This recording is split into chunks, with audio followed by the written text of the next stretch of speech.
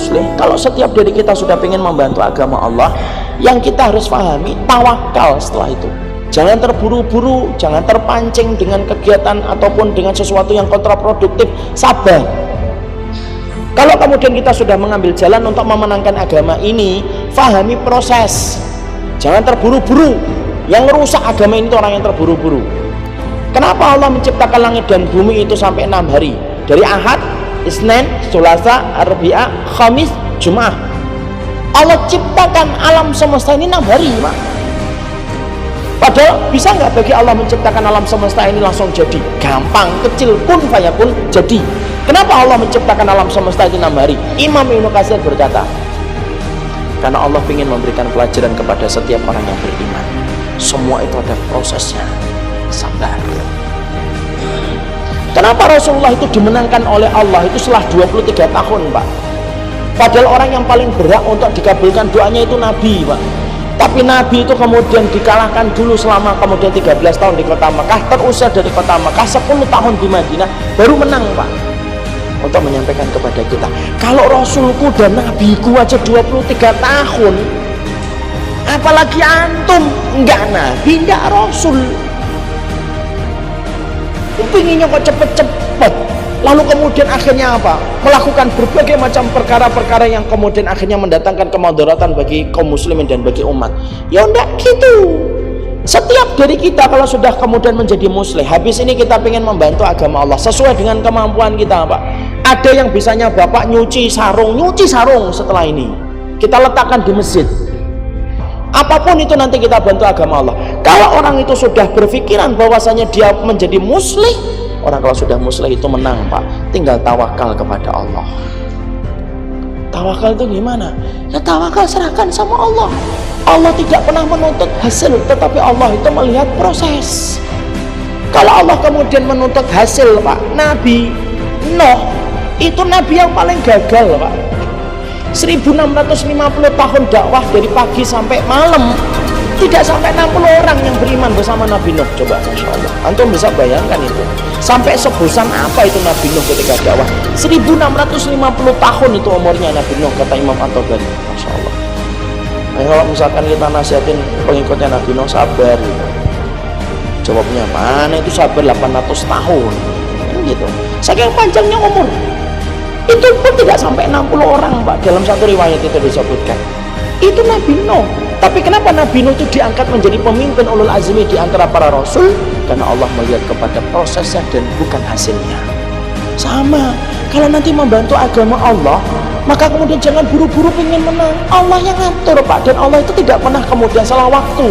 Memunculkan durian pada waktunya, memunculkan mangga pada waktunya, memunculkan jeruk pada waktunya.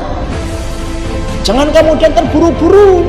Dan setelah itu, setelah kita paham Allah itu menuntut kepada kita proses dan tidak menuntut hasil, yang kita pahami tawakal sama Allah. Orang kalau tawakal itu pasti dimenangkan oleh Allah, Pak. Tawakal itu kayak siapa sih, Ustaz? Tawakal itu kayak tawakalnya ibunya Musa itu. Itu gambaran kata Imam Ibnu Qayyim. Gambaran tawakal itu kayak kemudian ibunya Imam Musa, ibunya Musa. Ibunya Musa itu, Pak, ketika mau lahiran sudah berdebar-debar. Ini laki-laki atau perempuan ini anak saya ini? Cepret lahir, Pak. Laki. Padahal Fir'aun sudah membuat pasukan khusus untuk memenggal kepala bayi laki-laki. Anak itu pernah tertarik untuk mempelajari berapa bayi yang dipenggal kepalanya oleh pasukannya Fir'aun. Tidak ketemu, Pak, riwayatnya. Tapi yang jelas yang saya dapatkan, pasukan khusus yang dibentuk sama Fir'aun setelah mimpi itu pasukan bengis, Pak, karena dia berani memenggal kepala bayi. Nah, buas bengis kejam digedor setiap rumah itu. Ibunya Musa ketika lahir, laki. Maka kemudian apa yang dilakukan? Tawakal, ya Allah, ini gimana? Kemudian akhirnya apa? Lihat, Allah kemudian memberikan pertolongan sama orang kalau sudah bersandar sama Allah, Pak. Ambil keranjang diambil, letakkan anakmu itu di atas keranjang itu, diletakkan Pak Musa di atas keranjang, bawa ke pinggir sungai Nil, ke pinggir sungai Nil bersama kemudian dengan kakaknya Nabi Musa. Setelah itu kemudian alirkan itu anakmu di atas sungai Nil, Pak. Padahal kalau logika kita, Kalau Bapak pernah ke Mesir, saya udah beberapa kali. Kalau kita ke Mesir itu Pak, Mesir itu gede Pak, dan arusnya deras. Itu Sungai Nil Pak. Alirkan itu kemudian anakmu itu. Loh, keranjang itu dialirkan Pak. Tawakalnya diletakkan sama Allah. Diletakkan, tak, ngalir itu keranjang. Matanya antara harap dan takut, tapi dia yakin kepada apa yang dia dapatkan itu. Kemudian ngalir Pak, lalu sampai hilang Pak.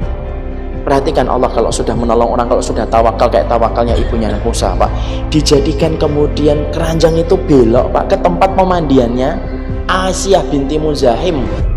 Asiyah binti Muzahim itu istrinya Fir'aun. Allah seakan-akan berfirman dan berkata, seneng kamu sama bayi itu? Loh, Asiyah itu seneng. Ngomong itu sama Fir'aun, ngomong dia sama Fir'aun, yang ini jangan dipenggal ya, khusus yang ini aja, aku seneng nih.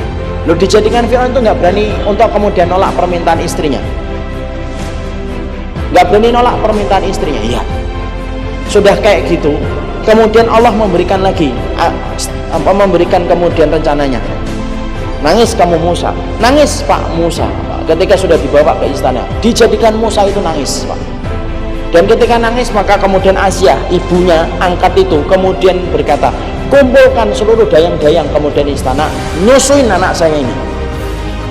Rentetan itu kemudian wanita-wanita berjajar dari dayang-dayang kemudian istana itu, kemudian menyodorkan air susunya. Allah seakan-akan berfirman sama Musa, tutup mulutmu, jangan dibuka.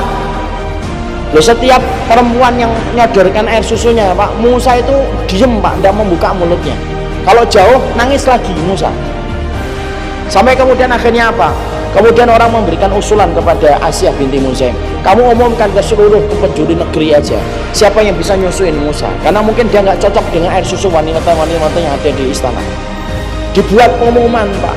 Loh, ketika dibuat pengumuman, orang itu ratusan ribuan ngantri Pak, supaya kemudian mendapatkan hadiah dari istana Pak.